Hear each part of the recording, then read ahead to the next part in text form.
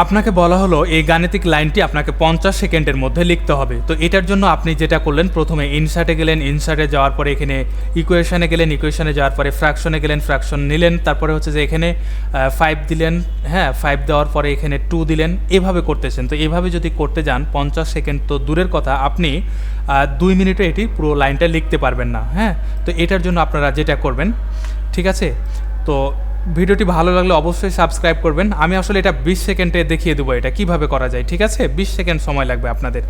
তো প্রথমে আপনারা অল্টার ইকুয়াল চাপ দিবেন। এরপরে যেটা করবেন সেটা হচ্ছে যে আপনি সংখ্যাগুলো টাইপ করবেন যা আছে, যেমন 5 আছে 5 দিলাম, তারপরে ভাগ আছে ভাগ দিলাম, তারপরে 2 দিলাম, স্পেস বারে চাপ দিলাম, তারপরে যোগ দিলাম, তারপরে হচ্ছে যে 3 দিলাম, 3 দেওয়ার পরে আবার ভাগ দিলাম, তারপরে আছে 4 আছে 4 দিলাম। এরপরে আবার কি করব, আমরা স্পেস বারে চাপ দেবো, তারপরে যোগ দিব, তারপরে হচ্ছে যে এ দিব, হ্যাঁ ভাগ কত দেব, বি দিব।